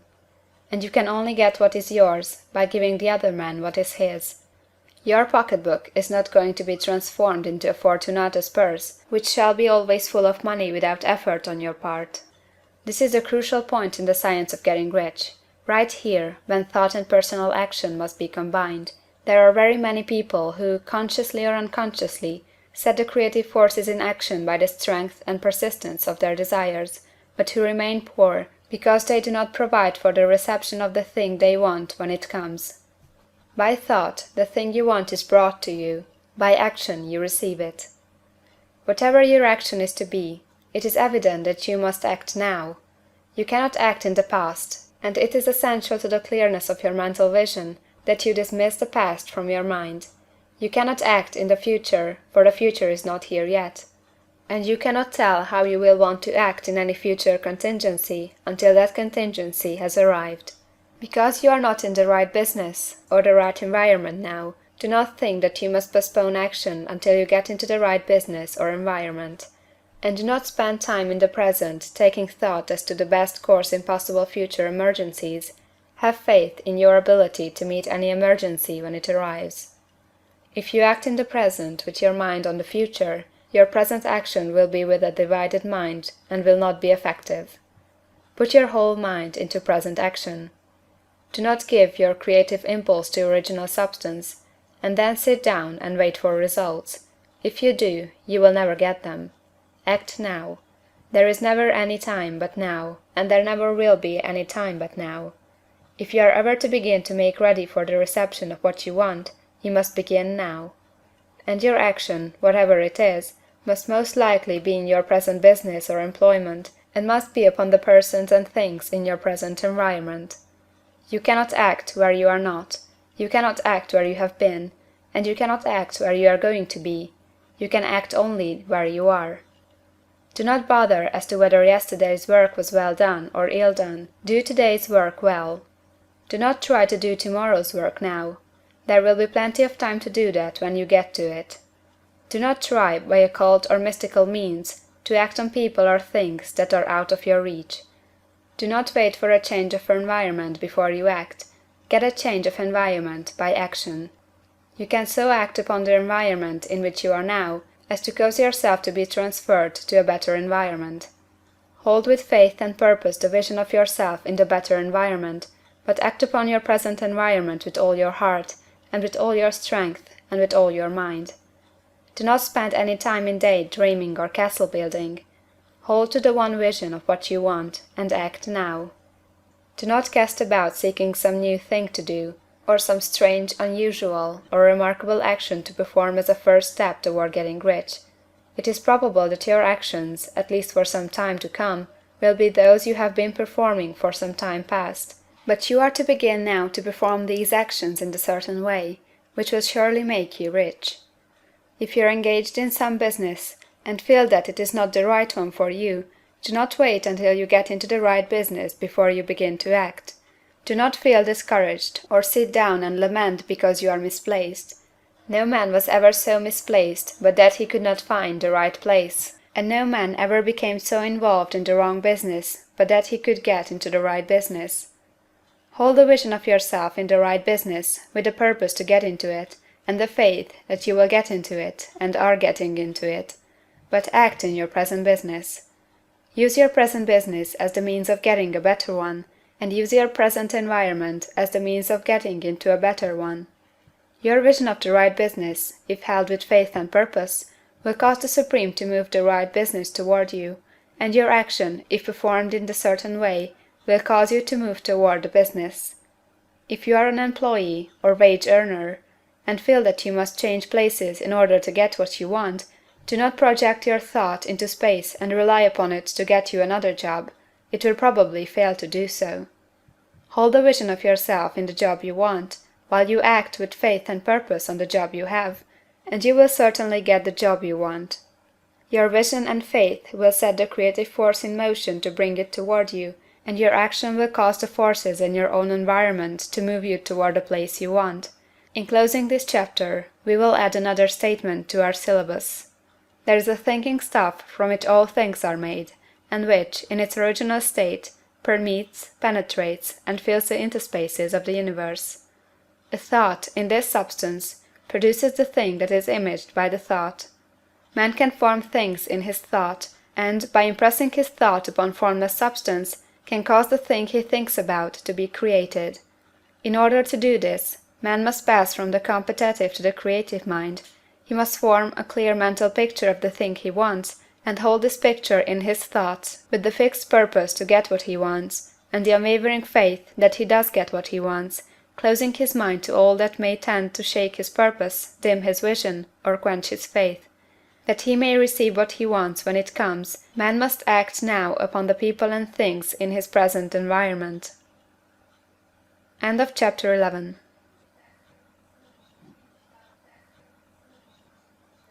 Chapter 12. Efficient Action. You must use your thought as directed in previous chapters, and begin to do what you can do where you are, and you must do all that you can do where you are. You can advance only by being larger than your present place, and no man is larger than his present place who leaves undone any of the work pertaining to that place. The world is advanced only by those who more than fill their present places. If no man quite filled his present place, you can see that there must be a going backward in everything. Those who do not quite fill their places are dead weight upon society, government, commerce, and industry. They must be carried along by others at a great expense. The progress of the world is retarded only by those who do not fill the places they are holding. They belong to a former age and a lower stage or plane of life, and their tendency is toward degeneration. No society could advance if every man was smaller than his place. Social evolution is guided by the law of physical and mental evolution. In the animal world, evolution is caused by excess of life. When an organism has more life than can be expressed in the functions of its own plane, it develops the organs of a higher plane, and a new species is originated. There never would have been new species had there not been organisms which more than filled their places. The law is exactly the same for you. Your getting rich depends upon your applying this principle to your own affairs. Every day is either a successful day or a day of failure, and it is the successful days which get you what you want. If every day is a failure, you can never get rich, while if every day is a success, you cannot fail to get rich. If there is something that may be done today, and you do not do it, you have failed in so far as that thing is concerned, and the consequences may be more disastrous than you can imagine. You cannot foresee the results of even the most trivial act. You do not know the workings of all the forces that have been set moving in your behalf. Much may be depending on your doing some simple act. It may be the very thing which is to open the door of opportunity to very great possibilities. You can never know all the combinations which Supreme Intelligence is making for you in the world of things and of human affairs. Your neglect or failure to do some small thing may cause a long delay in getting what you want.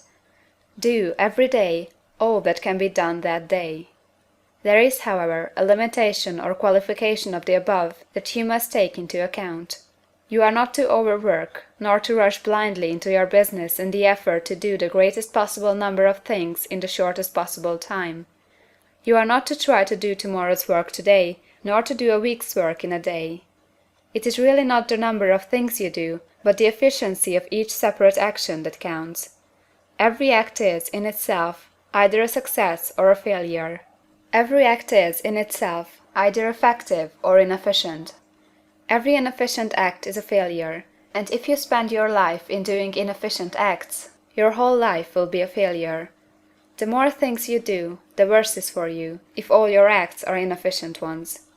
On the other hand, every efficient act is a success in itself, and if every act of your life is an efficient one, your whole life must be a success.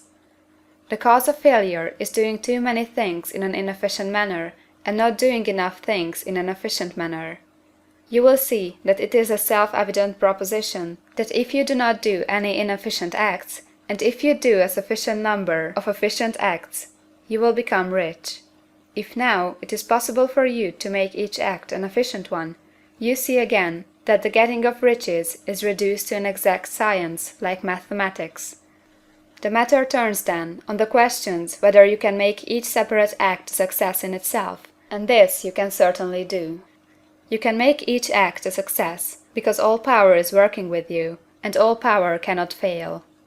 Power is at your service, and to make each act efficient, you have only to put power into it. Every action is either strong or weak, and when everyone is strong, you are acting in the certain way which will make you rich. Every act can be made strong and efficient by holding your vision while you are doing it, and putting the whole power of your faith and purpose into it. It is at this point that people fail to separate mental power from personal action. They use the power of mind in one place and at one time, and they act in another place and at another time. So their acts are not successful in themselves. Too many of them are inefficient. But if all power goes into every act, no matter how commonplace, every act will be a success in itself. And as in the nature of things, every success opens the way to other successes, your progress toward what you want, and the progress of what you want toward you, will become increasingly rapid. Remember that successful action is cumulative in its results. Since the desire for more life is inherent in all things, when a man begins to move toward larger life, more things attach themselves to him, and the influence of his desire is multiplied. Do, every day, all that you can do that day, and do each act in an efficient manner. In saying that you must hold your vision while you are doing each act, however trivial or commonplace, I do not mean to say that it is necessary at all times to see the vision distinctly to all its smallest details. It should be the work of your leisure hours to use your imagination on the details of your vision, and to contemplate them until they are firmly fixed upon memory. If you wish speedy results, spend practically all your spare time in this practice.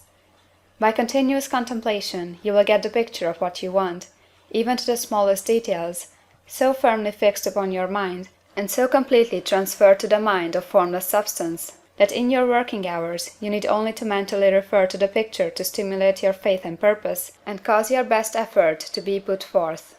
Contemplate your picture in your leisure hours until your consciousness is so full of that you can grasp it instantly. You will become so enthused in its bright promises that the mere thought of it will call forth the strongest energies of your whole being. Let us again repeat our syllabus, and by slightly changing the closing statements, bring it to the point we have now reached. There is a thinking stuff from which all things are made, and which, in its original state, permeates, penetrates, and fills the interspaces of the universe. A thought, in this substance, produces the thing that is imaged by the thought. Man can form things in his thought, and, by impressing his thought upon formless substance, can cause the thing he thinks about to be created. In order to do this, man must pass from the competitive to the creative mind. He must form a clear mental picture of the things he wants, and do, with faith and purpose, all that can be done each day, doing each separate thing in an efficient manner. End of chapter 12.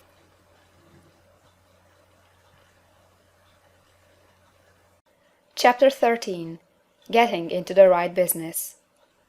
Success in any particular business depends for one thing upon your possessing in a well-developed state the faculties required in that business. Without good musical faculty, no one can succeed as a teacher of music. Without well-developed mechanical faculties, no one can achieve great success in any of the mechanical trades. Without tact and the commercial faculties, no one can succeed in mercantile pursuits. But to possess in a well-developed state the faculties required in your particular vocation does not insure getting rich. There are musicians who have remarkable talent, and who yet remain poor. There are blacksmiths, carpenters, and so on who have excellent mechanical ability, but who do not get rich, and there are merchants with good faculties for dealing with men who nevertheless fail. The different faculties are tools. It is essential to have good tools, but it is also essential that the tools should be used in the right way. One man can take a sharp saw, a square, a good plane, and so on, and build a handsome article of furniture. Another man can take the same tools and set to work to duplicate the article, but his production will be a botch. He does not know how to use good tools in a successful way. The various faculties of your mind are the tools with which you must do the work which is to make you rich. It will be easier for you to succeed if you get into a business for which you are well equipped with mental tools. Generally speaking, you will do best in that business which will use your strongest faculties, the one for which you are naturally best fitted. But there are limitations to this statement also. No man should regard his vocation as being irrevocably fixed by the tendencies with which he was born. You can get rich in any business, for if you have not the right talent, you can develop that talent. It merely means that you will have to make your tools as you go along, instead of confining yourself to the use of those with which you were born. It will be easier for you to succeed in a vocation for which you already have the talents in a well-developed state, but you can succeed in any vocation, for you can develop any rudimentary talent, and there is no talent of which you have not at least the rudiment. You will get rich most easily in point of effort if you do that for which you are best fitted, but you will get rich most satisfactory if you do that which you want to do. Doing what you want to do is life, and there is no real satisfaction in living if we are compelled to be forever doing something which we do not like to do, and can never do what we want to do. And it is certain that you can do what you want to do. The desire to do it is proof that you have within you the power which can do it. Desire is a manifestation of power. The desire to play music is the power which can play music seeking expression and development. The desire to invent mechanical devices is the mechanical talent seeking expression and development. Where there is no power, either developed or undeveloped, to do a thing, there is never any desire to do that thing, and where there is strong desire to do a thing, it is certain proof that the power to do it is strong, and only requires to be developed and applied in the right way. All things else being equal, it is best to select the business for which you have the best developed talent, but if you have a strong desire to engage in any particular line of work, you should select that work as the ultimate end at which you aim. You can do what you want to do, and it is your right and privilege to follow the business or avocation which will be most congenial and pleasant. You are not obliged to do what you do not like to do, and you should not do it except as the means to bring you to the doing of the thing you want to do. If there are past mistakes whose consequences have placed you in an undesirable business or environment, you may be obliged for some time to do what you do not like to do, but you can make the doing of it pleasant by knowing that it is making it possible for you to come to the doing of what you want to do. If you feel that you are not in the right vocation, do not act too hastily in trying to get into another one. The best way generally to change business or environment is by growth. Do not be afraid to make a sudden and radical change if the opportunity is presented, and you feel after careful consideration that it is the right opportunity. But never take sudden or radical action when you are in doubt as to the wisdom of doing so. There is never any hurry on the creative plane, and there is no lack of opportunity. When you get out of the competitive mind, you will understand that you never need to act hastily. No one else is going to beat you to the thing you want to do. There is enough for all. If one space is taken, another and a better one will be opened for you a little farther on. There is plenty of time. When you are in doubt, wait. Fall back on the contemplation of your vision, and increase your faith and purpose, and by all means, in times of doubt and indecision, cultivate gratitude. A day or two spent in contemplating the vision of what you want, and in earnest thanksgiving that you are getting it, will bring your mind into such close relationship with the Supreme that you will make no mistake when you do act. There is a mind which knows all there is to know, and you can come into close unity with this mind by faith and the purpose to advance in life, if you have deep gratitude. Mistakes come from acting hastily, or from acting in fear or doubt, or in forgetfulness of the right motive, which is more life to all, and less to none. As you go on in the certain way, opportunities will come to you in increasing number, and you will need to be very steady in your faith and purpose, and to keep in close touch with the All-Mind by reverent gratitude. Do all that you can do in a perfect manner every day, but do it without haste, worry, or fear. Go as fast as you can, but never hurry. Remember that in the moment you begin to hurry, you cease to be a creator and become a competitor. You drop back upon the old plane again. Whenever you find yourself hurrying, call a halt. Fix your attention on the mental image of the thing you want, and begin to give thanks that you are getting it. The exercise of gratitude will never fail to strengthen your faith and renew your purpose. End of chapter 13.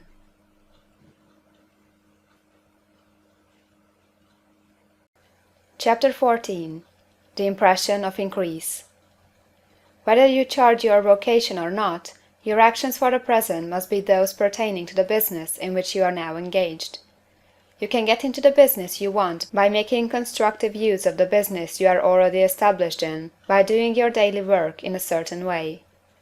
And in so far as your business consists in dealing with other men, whether personally or by letter, the key thought of all your efforts must be to convey their minds the impression of increase. Increase is what all men and all women are seeking. It is the urge of the formless intelligence within them, seeking fuller expression. The desire for increase is inherent in all nature. It is the fundamental impulse of the universe. All human activities are based on the desire for increase. People are seeking more food, more clothes, better shelter, more luxury, more beauty, more knowledge, more pleasure. Increase in something, more life. Every living thing is under this necessity for continuous advancement. Where increase of life ceases, dissolution and death set in at once. Man instinctively knows this, and hence he is forever seeking more. This law of perpetual increase is set forth by Jesus in the parable of the talents. Only those who gain more retain any. From him who hath not shall be taken away even that which he hath. The normal desire for increased wealth is not an evil or a reprehensible thing. It is simply the desire for more abundant life. It is aspiration. And because it is the deepest instinct of their natures, all men and women are attracted to him who can give them more of the means of life. In following the certain way as described in the foregoing pages, you are getting continuous increase for yourself, and you are giving it to all with whom you deal. You are a creative center, from which increase is given off to all. Be sure of this, and convey assurance of the fact to every man, woman, and child with whom you come in contact. No matter how small the transaction, even if it be only the selling of a stick of candy to a little child, put into it the thought of increase, and make sure that the customer is impressed with the thought. Convey the impression of advancement with everything you do, so that all people shall receive the impression that you are an advancing man, and that you advance all who deal with you. Even to the people whom you met in a social way, without any thought of business, and to whom you do not try to sell anything, give the thought of increase. You can convey this impression by holding the unshakable faith that you, yourself, are in the way of increase, and by letting this faith aspire, fill, and permeate every action. Do everything that you do in a firm conviction that you are an advancing personality, and that you are giving advancement to everybody. Feel that you are getting rich, and that in doing so you are making others rich, and conferring benefits on all. Do not boast or brag of your success, or talk about it unnecessarily, True faith is never boastful. Wherever you find a boastful person, you find one who is secretly doubtful and afraid. Simply feel the faith, and let it work out in every transaction. Let every act and tone and look express the quiet assurance that you are getting rich, that you are already rich. Words will not be necessary to communicate this feeling to others. They will feel the sense of increase when in your presence, and will be attracted to you again. You must so impress others that they will feel that in associating with you they will get increase for themselves. See that you give them a use of value greater than the cash value you are taking from them. Take an honest pride in doing this, and let everybody know it, and you will have no lack of customers. People will go where they are given increase, and the Supreme, which desires increase in all and which knows all, will move toward you men and women who have never heard of you. Your business will increase rapidly, and you will be surprised at the unexpected benefits which will come to you. You will be able from day to day to make larger combinations, secure greater advantages, and to go on into a more congenial vocation if you desire to do so. But in doing all this, you must never lose sight of your vision of what you want, or your faith and purpose to get what you want. Let me here give you another word of caution in regard to motives. Beware of the insidious temptation to seek for power over other men. Nothing is so pleasant to the unformed or partially developed mind as the exercise of power or domination over others. The desire to rule for selfish gratification has been the curse of the world. For countless ages, kings and lords have drenched the earth with blood in their battles to extend their dominions. This not to seek more life for all, but to get more power for themselves. Today, the main motive in the business and industrial world is the same. Men marshal their armies of dollars, and lay waste the lives and hearts of millions in the same mad scramble for power over others. Commercial kings, like political kings, are inspired by the lust for power. Jesus saw in this desire for mastery the moving impulse of that evil world he sought to overthrow. Read the 23rd chapter of Matthew, and see how he pictures the lust of the Pharisees to be called master, to sit in the high places, to domineer over others, and to lay burdens on the backs of the less fortunate.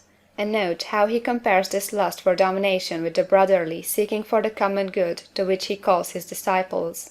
Look out for the temptation to seek for authority, to become a master, to be considered as one who is above the common herd, to impress others by lavish display, and so on. The mind that seeks for mastery over others is the competitive mind, and the competitive mind is not the creative one. In order to master your environment and your destiny, it is not at all necessary that you should rule over your fellow men, and indeed, when you fall into the world's struggle for the high places, you begin to be conquered by fate and environment, and your getting rich becomes a matter of chance and speculation. Beware of the competitive mind. No better statement of the principle of creative action can be formulated than the favorite declaration of the late Golden Rule Jones of Toledo: "What I want for myself, I want for everybody." End of chapter 14.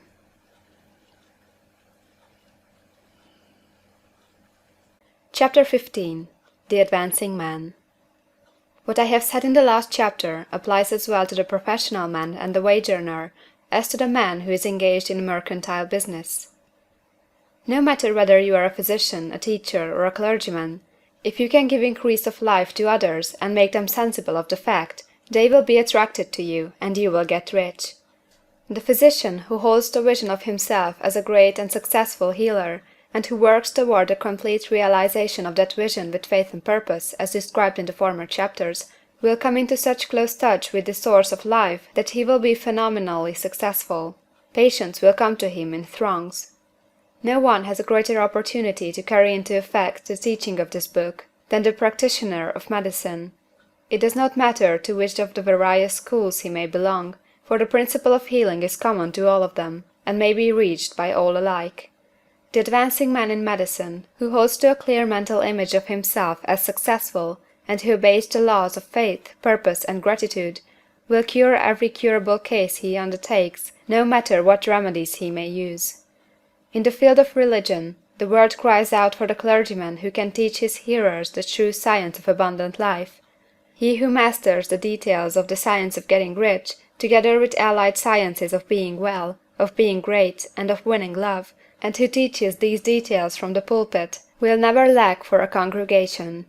This is the gospel that the world needs. It will give increase of life, and men will hear it gladly, and will give liberal support to the man who brings it to them. What is now needed is the demonstration of science of life from the pulpit.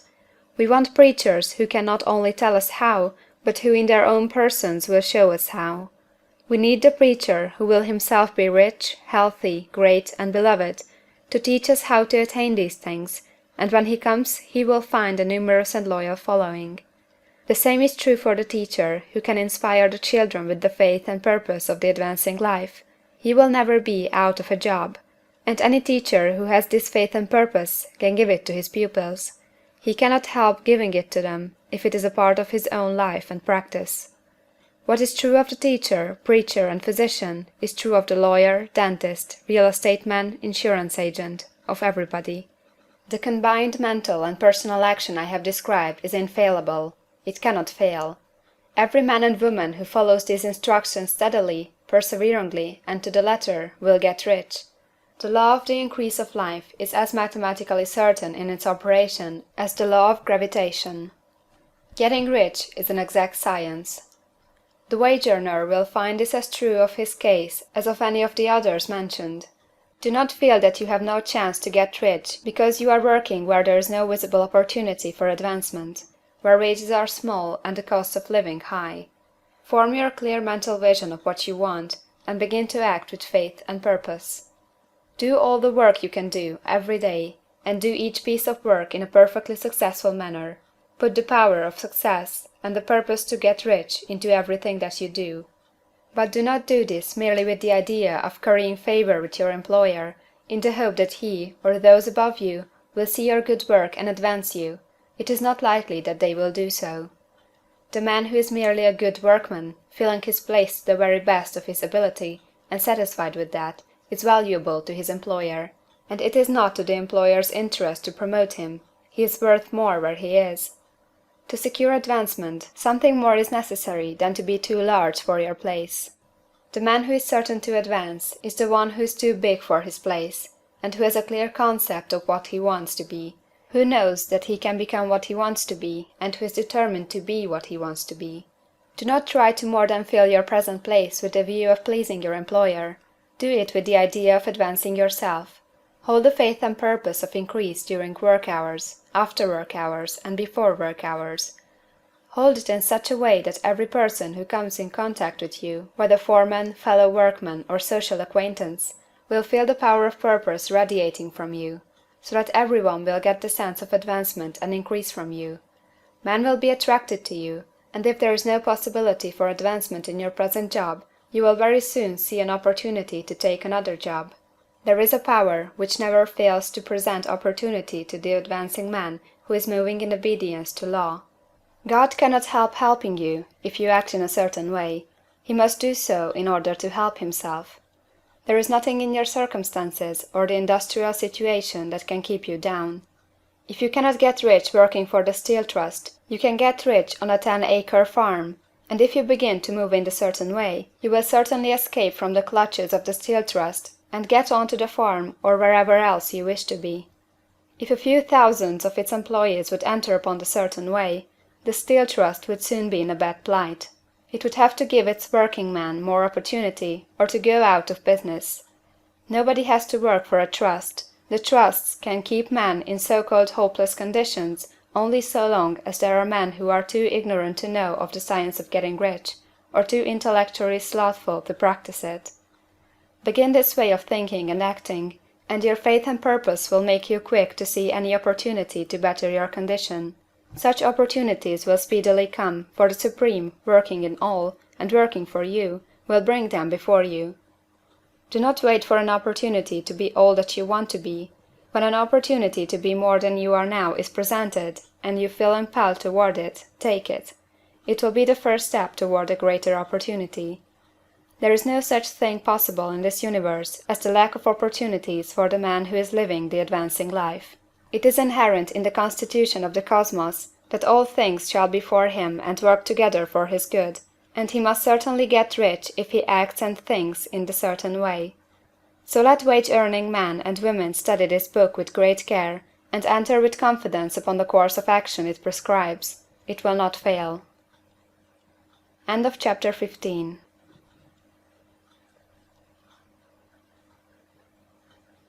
Chapter 16. Some cautions and concluding observations. Many people will scoff at the idea that there is an exact science of getting rich. Holding the impression that the supply of wealth is limited, they will insist that social and governmental constitutions must be changed before even any considerable number of people can acquire a competence. But this is not true. It is true that existing governments keep the masses in poverty, but this is because the masses do not think and act in a certain way. If the masses begin to move forward as suggested in this book, neither governments nor industrial systems can check them. All systems must be modified to accommodate the forward movement. If the people have the advancing mind, have the faith that they can become rich, and move forward with the fixed purpose to become rich, nothing can possibly keep them in poverty. Individuals may enter upon the certain way at any time, and under any government, and make themselves rich, and when any considerable number of individuals do so under any government, they will cause the system to be so modified as to open the way for others. The more men who get rich on the competitive plane, the worse for others, and more who get rich in the creative plane, the better for others. The economic salvation of the masses can only be accomplished by getting a large number of people to practice the scientific method set down in this book, and become rich. These will show others the way, and inspire them with a desire for real life, with the faith that can be attained, and with the purpose to attain it. For the present, however, it is enough to know that neither the government under which you live, nor the capitalistic or competitive system of industry can keep you from getting rich.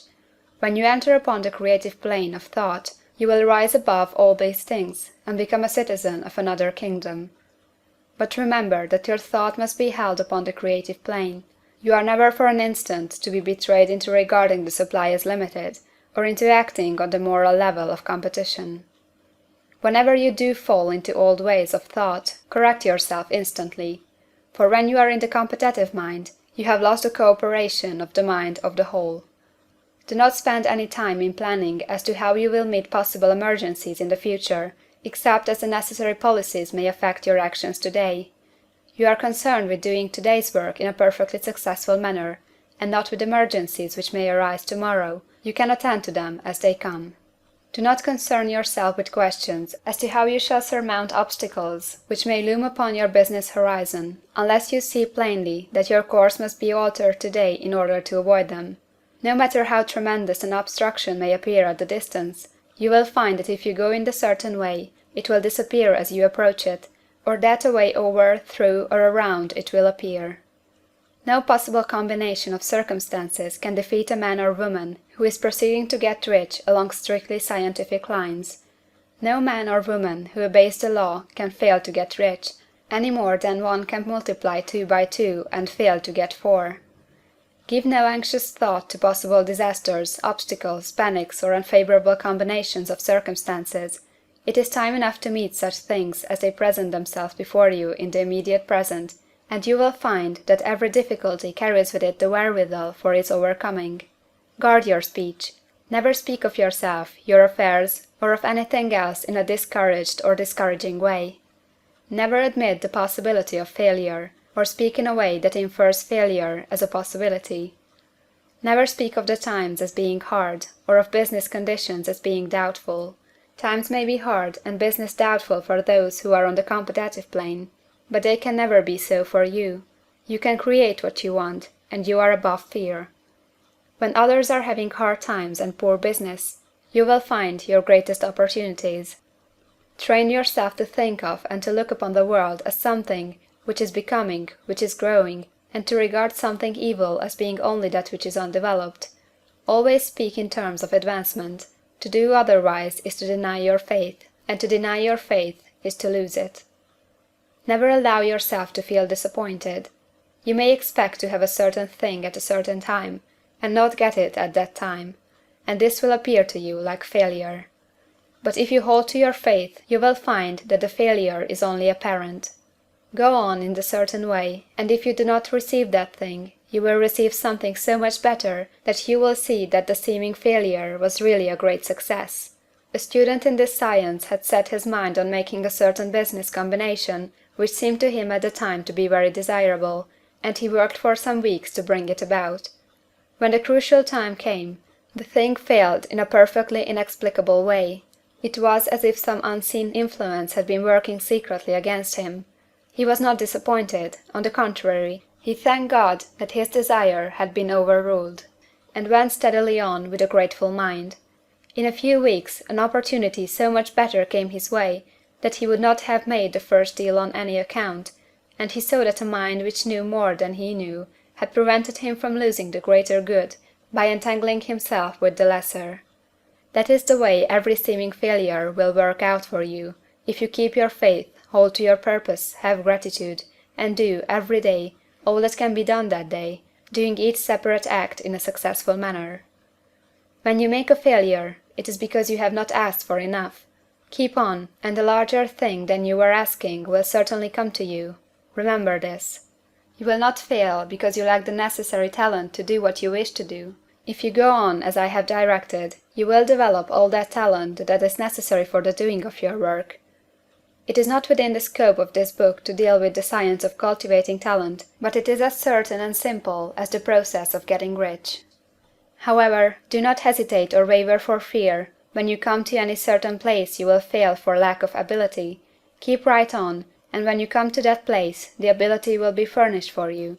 The same source of ability which enabled the untaught Lincoln to do the greatest work in government ever accomplished by a single man is open to you. You may draw upon all the mind there is for wisdom to use in meeting the responsibilities which are laid upon you. Go on in full faith. Study this book. Make it your constant companion until you have mastered all the ideas contained in it. While you are getting firmly established in this faith, you will do well to give up most recreations and pleasure, and to stay away from places where ideas conflicting with these are advanced in lectures or sermons. Do not read pessimistic or conflicting literature, or get into arguments upon the matter. Do very little reading, outside of the writers mentioned in the preface. Spend most of your leisure time in contemplating your vision, and in cultivating gratitude, and in reading this book. It contains all you need to know of the science of getting rich, and you will find all the essentials summed up in the following chapter. End of chapter 16.